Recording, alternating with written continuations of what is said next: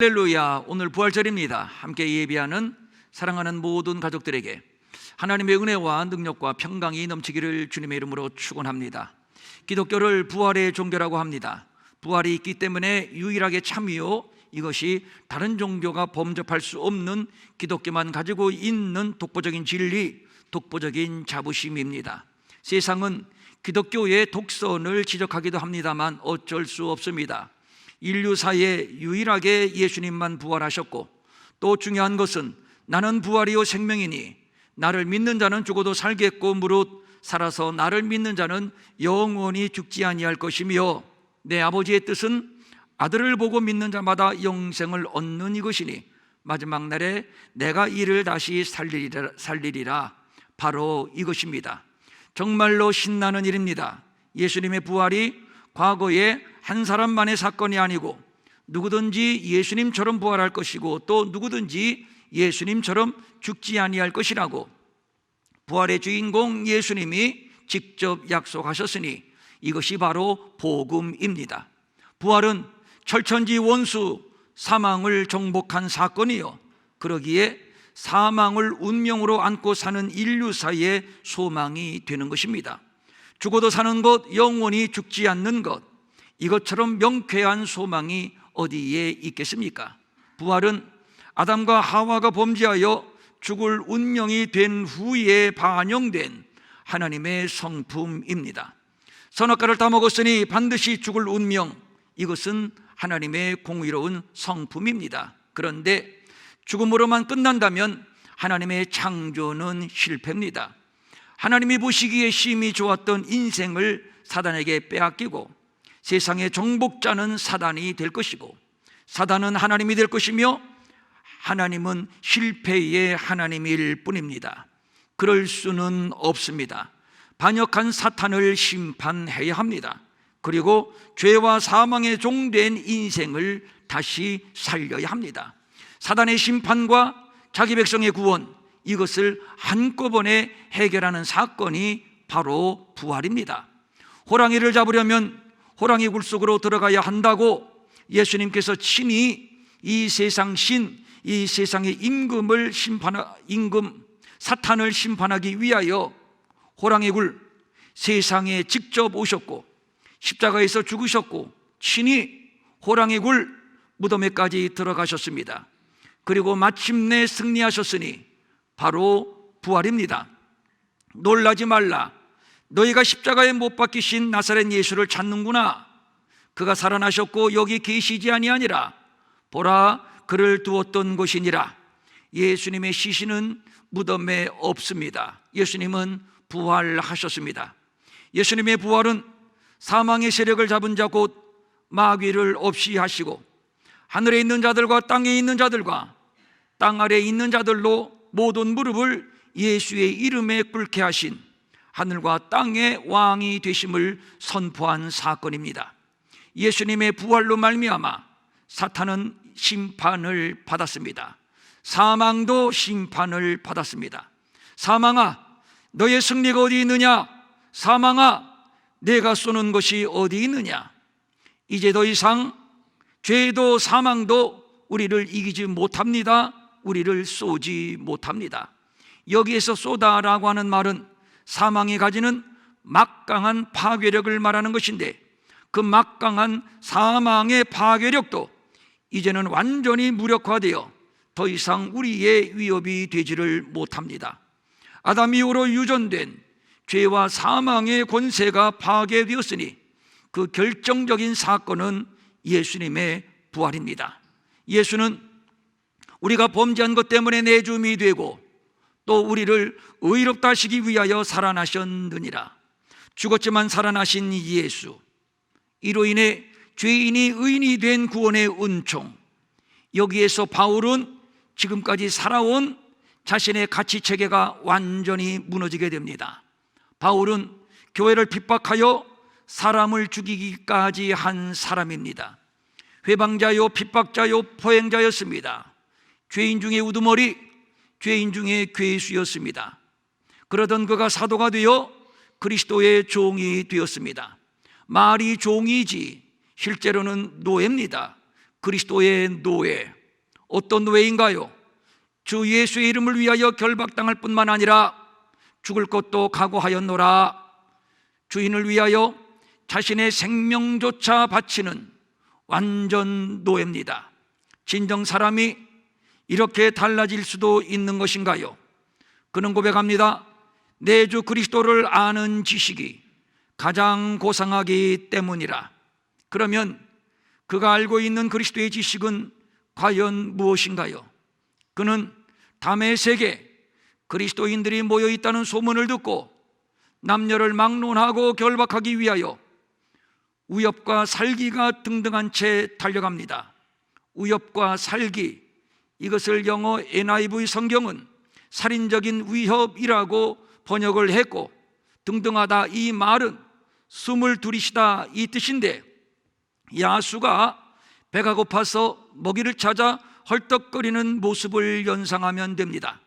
그러니까 그리스도인들에게 대한 살기와 위협이 심장까지 가득 채워진 바울, 저들에 대한 적개심으로 숨을 헐떡거리며 몰아쉬는 바울, 이런 바울로 이해를 하면 될 것입니다. 두렵고 공포스럽기까지 한 바울입니다. 그런 바울이 어떻게 자기 인생의 화려한 성과들을 모두 배설물로 여기며 그리스도의 노예가 될 수 있었나요? 바로 다메섹으로 가던 중에 만난 예수 때문입니다. 나는 내가 박해하는 예수라. 하늘로부터 들려오는 이 한마디가 그의 심장을 저격합니다. 아니, 폭탄 맞았다는 말이 더 정확할 것입니다. 사울은 스데반이 돌에 맞아 죽는 현장에서 찬성표 한 장을 던지고 증인으로 있었습니다. 스데반은 죽는 순간에 예수님이 부활하여 하나님의 우편에 서 계신 것을 보았습니다. 당신들이 살인한 예수는 하나님의 아들 의인이요 그는 살아나셨소. 그가 지금 하나님의 우편에 서 계신 것이 내 눈에 보이고 있소. 죽음 앞에서 전혀 두려움 없이 외치는 스데반의 모습을 바울은 현장에서 보았습니다. 바울에게는 완전히 소름 끼치는 일, 거머리 같은 예수쟁이들, 지독한 예수쟁이들입니다. 바울은 스데반이 미쳐서 헛소리를 한다고 생각을 했을 것이고, 그래서 저런 놈은 돌로 쳐 죽여야 한다고 선동을 했을 겁니다. 그런데 스데반은 주 예수여 내 영혼을 받으시옵소서, 이 죄를 그들에게 돌리지 마옵소서, 숨을 거두는 마지막 순간까지 끝까지 흉악범 사이비 선동가 예수를 들먹입니다. 저들을 용서해 달라는 위선까지 떨고 있습니다.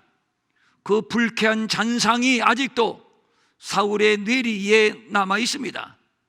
그런데 지금 다메섹으로 가고 있는 바울에게 바로 그 예수의 음성이 들려오고 있는 겁니다. 바울의 입장에서는 경천동지할 사건입니다. 얼떨결에 묻습니다. 주여, 당신은 누구십니까? 다시 하늘로부터 음성이 들려옵니다. 나는 내가 박해하는 예수라. 예수는 흉악범이요 순진한 백성을 선동하여 사익을 추구하는 사이비 이단의 교주인 줄로만 알았는데, 그래서 그가 십자가에 처형당함이 마땅하다고 생각을 했는데, 그런데 웬걸 죽은 예수가 부활했다고 믿는 잔당들이 생겨나고 그 믿는 자의 수가 하루에 3,000명씩 5,000명씩 날마다 더해가고 있는 겁니다. 그렇다면 가만히 두어서는 안 됩니다. 잔인하다 싶게 싹을 잘라야 합니다. 가만두었다가는 율법에 대한 심각한 위협이 될 것입니다. 하여 살인적인 위협으로 그리스도인들을 핍박했던 것인데, 그런데 바로 그 죽었던 예수의 음성이 들려오고 있는 겁니다. 환상도 아니고 환청도 아닙니다. 나는 내가 핍박하는 이 예수라. 너무도 생생한 음성, 십자가에 죽은 예수, 부활한 예수가 자신의 신분을 분명히 밝히고 있는 겁니다. 눈을 의심하고 귀를 의심하지만 생생한 실화입니다. 이때로부터 바울은 눈에서 비늘이 벗겨지고 드디어 부활하신 예수가 보이기 시작을 합니다. 아니, 더 정확히 말한다면 예수만 보이기 시작을 합니다. 내가 너희 중에서 예수 그리스도와 그가 십자가에 못 박히신 것 외에는 아무것도 알지 아니하기로 작정하였음이라. 이때부터 바울은 부활하신 예수에게 미치고 부활하신 예수만 증거하게 되는데, 부활하신 예수, 이를 바울은 복음이라고 정의를 내리고 있습니다. 성결의 영으로는 죽은 자들 가운데서 부활하사 능력으로 하나님의 아들로 선포되셨으니 곧 우리 주 예수 그리스도시니라. 바울에게 예수는 하나님의 아들이요 십자가에 죽은 그리스도요 부활하신 그리스도요, 한마디로 복음입니다. 12사도 이후에 복음의 눈을 뜨고 복음에 대하여 명확하게 정의를 내린 사람이 바로 바울인데, 그는 말합니다. 유대인은 표적을 구하고 헬라인은 지혜를 찾으나 우리는 십자가에 못 박힌 그리스도를 전하니. 십자가에 못 박힌 그리스도 무엇이지요? 복음입니다. 우리는 복음을 전하니 유대인에게는 거리끼는 것이요 이방인에게는 미련한 것이로되 오직 부르심을 받은 자들에게는 유대인이나 헬라인이나 그리스도는 하나님의 능력이요 하나님의 지혜니라. 그렇습니다. 복음은 하나님의 능력입니다. 복음은 하나님 속에 감추어진 하나님의 지혜입니다.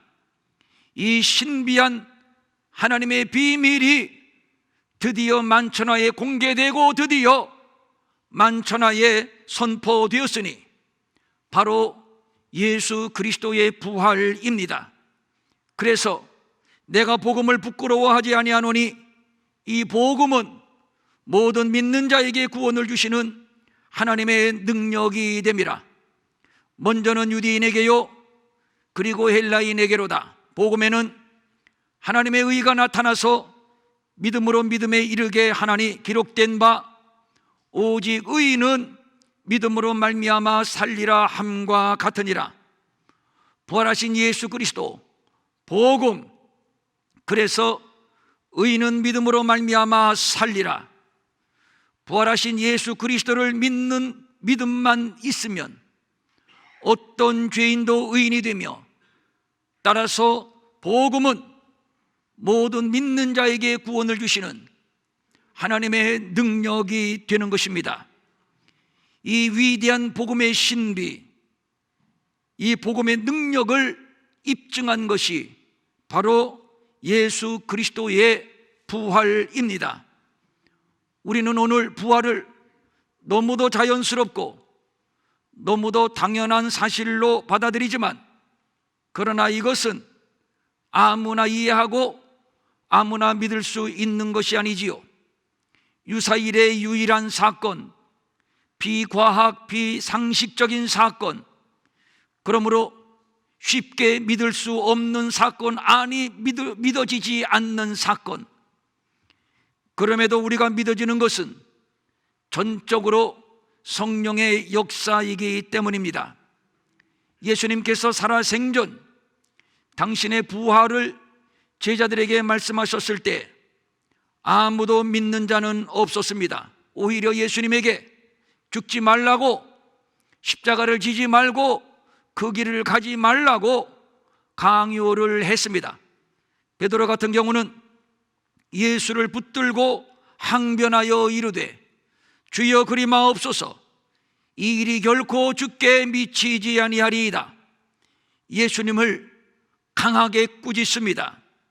가만두지 않겠다는 위협이고 엄포입니다. 그러나 예수님의 십자가의 길은 아담이 범죄했을 때부터 이미 예정되었던 이를 위하여 예수님이 오셨고, 또 줄곧 이를 향해서 달려온 33년의 생애였습니다. 그러나 제자들은 예수님이 죽음을 말하고 부활을 말할 때 귀담아 듣지 않았습니다. 믿지 않았습니다. 이유는 예수를 이용해서 한자리 하겠다는 야망이 물거품이 되기 때문이요, 또 죽는다면 그것으로 끝이지 어떻게 다시 살아난단 말인가? 비현실적이며 비과학적이며 비상식적인 일. 그래서 제자들은 귀담아 듣지도 않았고 믿지도 않았던 것입니다. 그러나 예수님은 예정하신 대로 가룟 유다에 의해 팔렸고, 예정하신 대로 빌라도에 의하여 재판을 받았고, 유대인들의 야유를 받으며 십자가에서 물과 피를 남김없이 쏟은 채 죽으셨습니다. 로마의 군인은 예수님의 죽음을 확인하고 창으로 예수님의 옆구리를 찔러 한 방울의 물, 한 방울의 피까지 모두 쥐어짰습니다. 완전히 죽으셨습니다. 성소의 휘장이 위로부터 아래로 찢어지고 땅이 진동하여 바위가 터지고 무덤이 열리며 죽은 성도들이 무덤에서 일어나기까지 했습니다.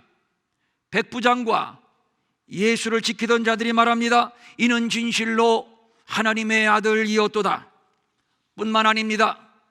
예수님의 무덤의 돌문을 인봉했는데 이는 이곳에 예수님의 시신이 안치되어 있음을 로마 총독의 권위로 증명한다는 의미입니다.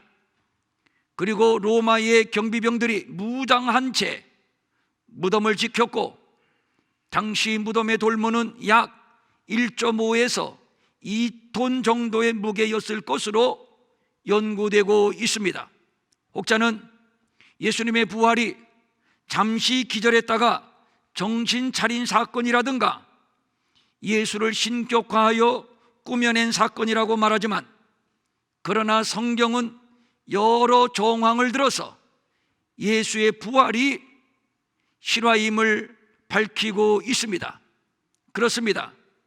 예수님은 실제로 죽었고 또 예수님은 실제로 부활하셨습니다. 예수님의 무덤에 달려간 몇몇의 여인들은 경악을 했습니다. 육중한 예수님의 무덤의 문이 열려진 것과 예수님의 시신이 온데간데 없어졌기 때문입니다. 상상치 못할 사건의 현장에서 여인들에게 이미 무덤 안에 머물러 있던 하나님의 사자가 말을 합니다. 놀라지 말라. 너희가 십자가에 못 박힌 나사렛 예수를 찾는구나. 여인들이 얼떨결에 번지수를 잘못 찾은 것이 아니요 정확하게 십자가에 못 박힌 나사렛 예수의 무덤을 찾아왔음을, 이곳이 바로 예수님의 시신이 안치되어 있던 곳임을 천사는 여인들에게 환기시키면서, 그리고 본론을 이야기합니다. 그가 살아나셨고 여기 계시지 아니하니라. 보라, 여기가 바로 그를 두었던 곳이야. 시신을 두었던 곳을 가리킵니다. 역시 예수님의 시신은 없습니다. 여기에서 우리는 마가복음 기자가 예수님의 부활 사건을 소개하면서 그가 강조하고자 하는 중요한 메시지를 발견하게 됩니다. 너희가 십자가에 못 박혀 무덤에 안치된 죽은 나사렛 예수의 시신을 만나러 왔구나. 그러니까 여인들이 찾고자 하는 나사렛 예수는 십자가에 못 박힌 예수요, 시신이 되어 무덤에 누워있는 죽은 예수였던 겁니다. 예수님을 사랑하여 향품을 발라드리고 싶었지만 그래봐야 고작 예수님의 시신이었습니다. 시신에 향품을 바르는 이유는 시신이 부패할 때 발생하는 악취를 제거하기 위해서였을 것으로 봅니다. 아무리 그래도 유대인의 정결법상 시신을 만지는 일은 부정한 일이어서 금하는 일인데, 그럼에도 여인들이 예수님의 시신에 향품을 바르기로 했다는 것은 그만큼 예수님에 대한 존경, 예수님에 대한 사랑의 마음이 컸다는 반증일 것입니다. 그러나 그래봐야 저들이 존경하는 예수는 죽은 예수요, 저들이 사랑하는 예수는 죽은 시신일 뿐입니다. 마가복음 기자는 저들의 관심이 죽은 예수, 무덤 안에 있는 예수에게 집착되어 있음을 냉정히 지적하면서 이제 시선을 죽은 예수가 아닌 부활하신 예수님에게로 돌리고 있습니다. 바로 3일 전에 십자가에 못 박혀 죽은 나사렛 예수는 살아나셔서 여기 무덤에 계시지 않아. 어찌 그런 일이? 설마 그런 일이? 여인들은 믿지 못하고 설왕설래합니다. 믿지 못하겠다고? 봐라, 여기가 바로 예수님의 시신을 두었던 곳이야. 시신이 없지 않아? 여인들은 십자가에 못 박힌 예수, 무덤에 누워있는 죽은 예수에 대해서만 관심이 있지 부활하신 예수님에 대해서는 아예 관심이 없습니다. 천사가 부활의 소식을 전했음에도 저들이 나타낸 반응은 이것이었습니다. 여자들이 몹시 놀라 떨며 나와 무덤에서 도망하고 무서워하여 아무에게 아무 말도 하지 못하더라. 여기에서 놀라다, 이 말은 두려움과 놀람으로 정신이 나간 상태, 어리둥절한 상태, 기절 상태는 아니었을까요? 떨다, 이 말은 두려움에 완전히 압도된 상태를 말하는 것입니다. 하여 저들은 아무 말도 하지 못하더라. 오한이 벙벙, 말문이 막혔다는 얘기입니다. 입이 있지만 벙어리처럼 말하지 못하고 서로 쳐다보고 있지만은 아무 말도 할 수 없었던 바로 그 여인들의 상태를 말하고 있는 겁니다. 누구라도 이것은 당연할 것입니다. 죽은 지 3일이 지난 자가 살아난 사건인데 아무리 예수라 한들 상상할 수 없는 일, 그래서 예수님이 생전에 죽음과 부활을 말씀하셨어도 고지가 들리지 않았고, 그래서 까마득히 잊고 있었는데 막상 부활하셨다고 하니 당연히 당황스럽습니다. 당연히 두려움이 밀려옵니다. 정말 사실일까? 그러나 사실입니다. 실화입니다. 예수님의 시신이 없습니다. 무덤이 비어 있습니다. 이제서야 정신이 번쩍 듭니다. 살아생전 예수님이 하셨던 말씀이 생각나기 시작을 합니다. 하여 저들은 잽싸게 제자들을 찾아갑니다. 부활의 소식을 알리기 위해서입니다. 그런데 역시나 제자들도 마찬가지였습니다. 저들 역시 슬퍼하며 울고 있었는데 이는 애도하는 통곡이라는 의미입니다. 맞습니다. 저들은 예수님의 죽음을 큰 슬픔으로 애도하고 있습니다. 이것이 존경하는 스승에 대한 제자들의 도리라고 생각을 했는지 아니면 도망간 비겁함에 대한 죄책감이었는지 아니면 자기들의 꿈이 풍비박산난 좌절감 때문이었는지는 모르지만 하여간 제자들은 슬퍼하며 울고 있었습니다. 제자들도 역시 예수의 죽음에 대한 애도는 있었지만 예수님께서 부활할 것이라는 믿음은 애초부터 없었습니다. 만약에 저들에게 부활신앙이 있었다면 무덤가에서 예수님의 부활을 기다렸을 것이고 부활의 주님을 기쁨으로 맞았을 것이고 이후의 행보에 대하여 예수님의 지시를 기다렸을 겁니다. 그런데 아니었습니다. 그리하여 저들에게 비탄과 슬픔은 당연한 것이고, 그래서 지금 윤리적인 애도, 도덕적인 애도 제자로서 도리만 하고 있는 겁니다. 저들이 얼마나 부활신앙이 없었으면 예수의 부활을 목격한 여인들이 부활의 소식을 전했음에도 같은 기사를 싣고 있는 누가복음은 그들의 말이 허탄한 듯이 들려 믿지 않았다고 기록하고 있습니다. 여기에서 허탄하다라고 하는 이 말은 어리석은 말, 쓸데없는 잡담, 농담, 때로는 과대망상증이라는 의학용어로도 사용되곤 했습니다.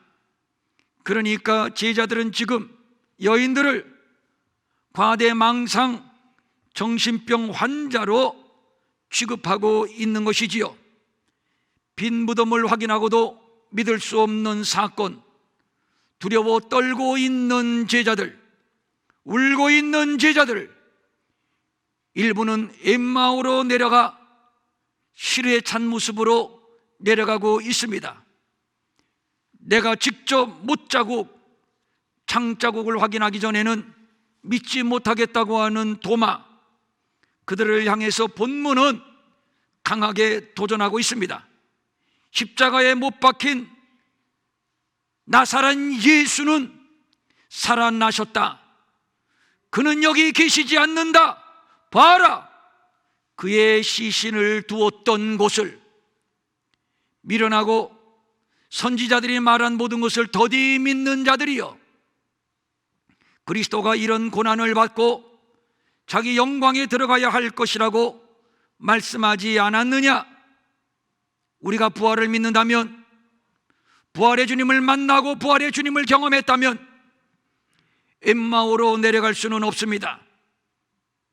숨죽이며 숨어서 떨고 있을 필요도 없습니다. 갈릴리로 도망갈 수도 없습니다. 못자국, 창자국을 봐야 믿겠다고요?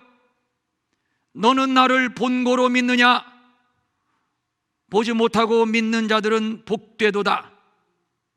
보지 못하고 믿는 자들이 복되다고 믿음 없는 도마를 책망하셨습니다.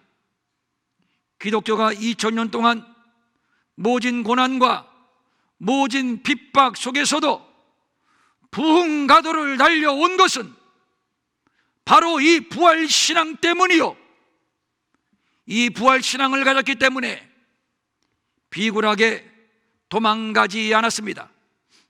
비굴하게 목숨 부지하겠다고 예수 부인하지 않았습니다. 죽음을 뛰어넘는 영생, 절망을 뛰어넘는 소망, 그리하여 끝없는 승리, 이 열쇠는 바로 부활신앙입니다. 부활은 새로운 생명이 인간 세계 속에 돌진해 들어온 사건입니다. 한 사람 아담으로 말미암아 인류가 죄인이 되어 소망 없는 운명이 되었을 때, 어느 날 하나님의 아들이 동정녀의 몸에 뚫고 들어오셨습니다. 마리아의 동의를 구하지 않은 채 말입니다. 사망이 왕노릇하는 세상 가운데 하나님의 아들이 빛으로 뚫고 들어오셨습니다. 자기 백성이 영접하지 않았는데도 말입니다. 죽어도 살고 영원히 죽지 않는 생명을 주시기 위하여 뚫고 들어오셨습니다. 부활의 소식을 알리기 위하여 달려가는 여인들에게 예수님이 나타나십니다. 그리고 그들에게 안부를 물으십니다. 평안하냐?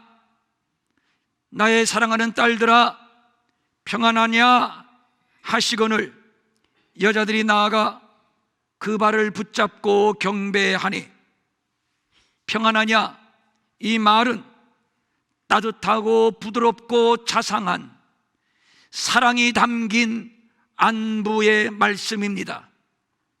보아라, 내가 이렇게 부활했으니 사랑하는 딸들아, 이제는 슬퍼할 필요도 없고 두려워할 필요도 없다는 말씀, 이제는 기뻐할 일만 있다는 말씀, 안심하라는 말씀, 바로 이것이 부활입니다. 부활은 두려움, 사망, 저주, 심판, 사탄에 대한 종말의 선언입니다. 이에 여인들은 예수님의 발을 붙잡고 경배를 합니다. 경배는 존경, 예배를 뜻하는 말이요, 진실로 이제는 예배할 이유가 생겼다는 말, 감사와 경배와 찬송할 이유가 생겼다는 말, 이제 예배의 시작을 알리는 선언이 되는 것입니다. 그래서 예수님은 사마리아 수가성의 여인에게 이렇게 말을 했던 겁니다.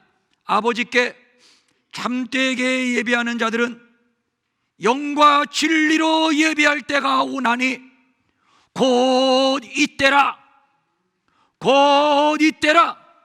바로 이때, 바로 예수님이 부활하신 때, 그래서 예수님의 부활하신 날이 바로 주일이며, 바로 이 날이 역사의 변곡점이 되는 날입니다.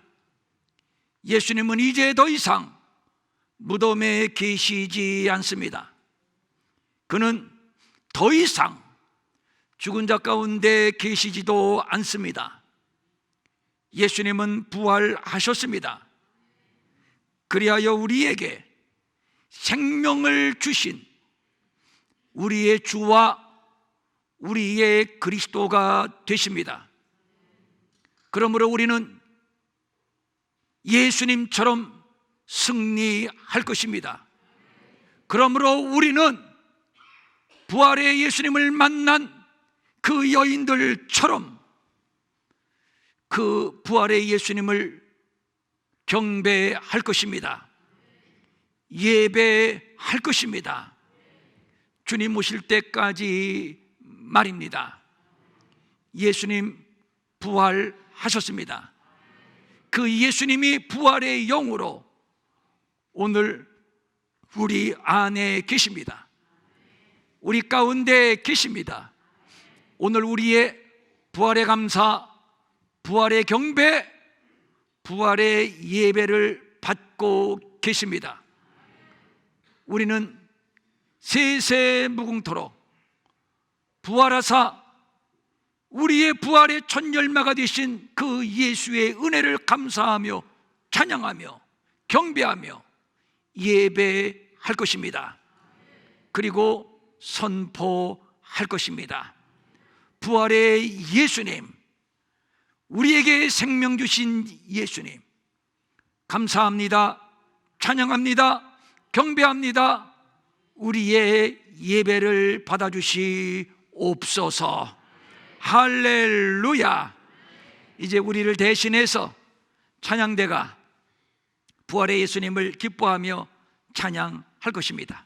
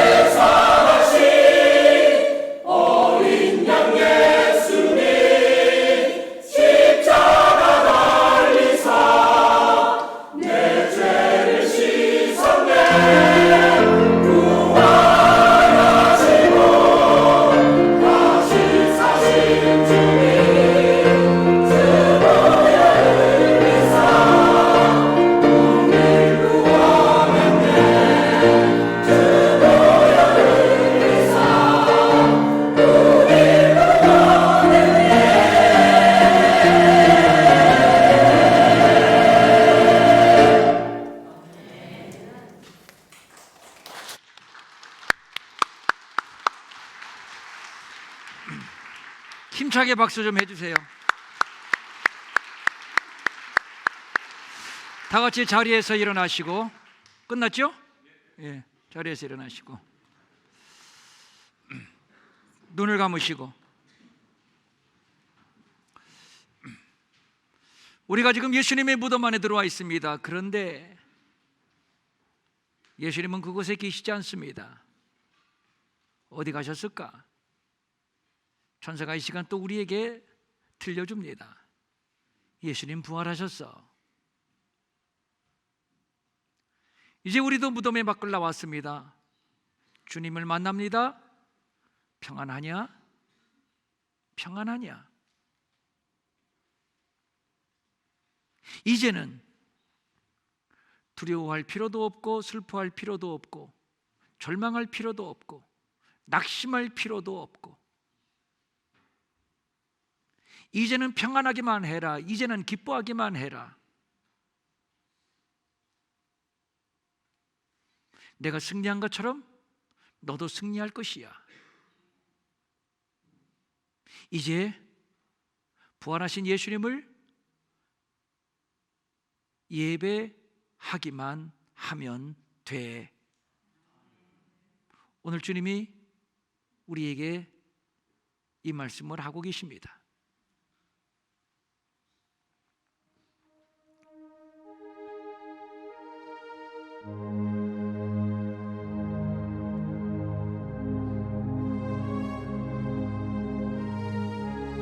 나는 부활이요 생명이야.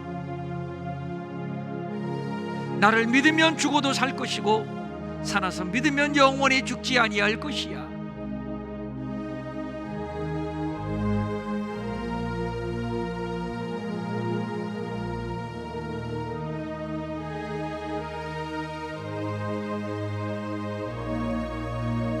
우리의 죄로 인해서 십자가에 내어주신 바 되었고,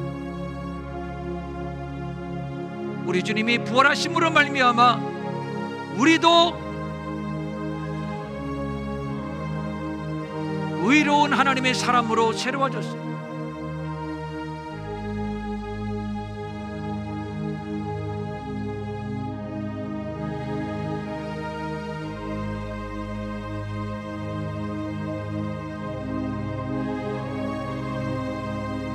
예수님의 부활로 말미암아 절망, 슬픔, 탄식 다 떠나갔습니다.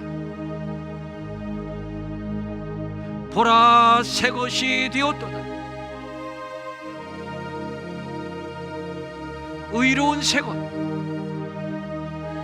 기쁨의 새 것, 소망의 새 것, 치유의 새 것,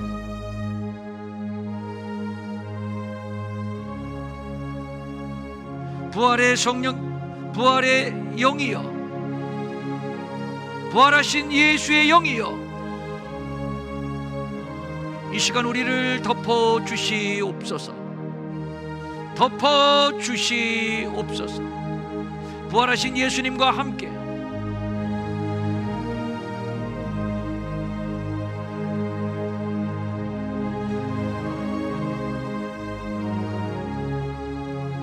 어떤 장벽도 돌파하게 하시고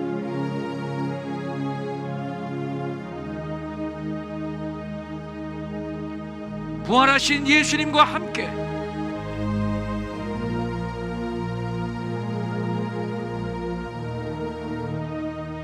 승리하는 하나님의 사람들, 자녀들 되게 하여 주시옵소서.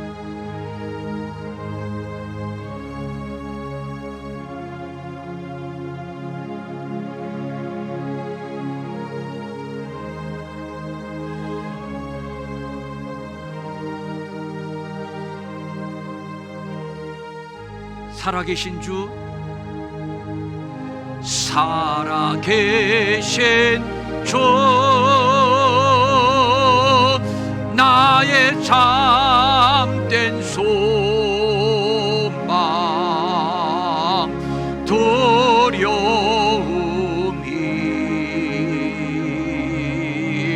전혀 없네. 사랑의 주, 내 갈 길엔 너하니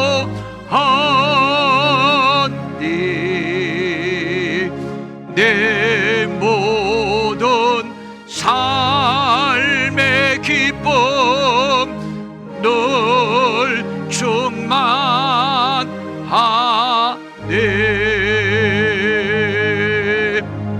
감사합니다. 감사합니다. 예수님 부활하셨으니 나도 부활하고, 예수님도 영생하시니 나도 영생하고, 우리에게 이 소망 주시니 감사를 드립니다. 더 이상 무덤 안에서 울지 않게 하옵소서. 더 이상 죽은 예수를 찾아다니며 탄식하고 슬퍼하지 않게 하시고, 무덤에 나와 부활의 예수님과 함께 죄를 이기고 세상을 이기고 사망 권세를 이기고 신령한 예배자들이 되게 하여 주시옵소서. 간절한 소망을 가지고 각종 예물을 주님 앞에 올려드립니다. 주일헌금, 주정헌금, 11조, 감사헌금, 선교헌금, 구제헌금, 또 비전사라 특별선교헌금, 또 선교지 특별건축헌금, 또 오늘 부활절 감사 예물을 주님 앞에 올립니다. 이 예물 다 받아주시고 부활의 영이, 부활하신 주님의 영이 우리 안에 기름 부어지고 그 능력으로 당당하게 멋지게 승리하는 하나님의 자녀들, 하나님의 백성들, 그리스도의 용사들 되게 하여 주시옵소서. 우리 안에 우울과 두려움은 떠나가고 질병과 병마도 떠나가고 가난도 떠나가고 승리만 있게 하옵소서.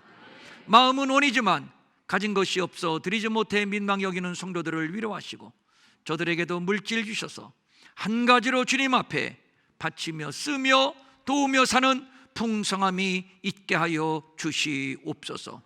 이제 오후 간증 집회에도 큰 은혜 부어 주시옵소서. 이제는 우리 주 예수 그리스도의 은혜와 하나님 아버지의 무한하신 사랑과 성령님의 감화 감동하시고 위로하시고 안위하시고 능력 주시고 형통케 하심이 부활의 예수님을 만나고 부활하신 주의 영으로 충만히 채우고 돌아가는 성도들 머리 위에 영원히 함께 하옵시기를 간절히 축원하옵나이다. 아멘.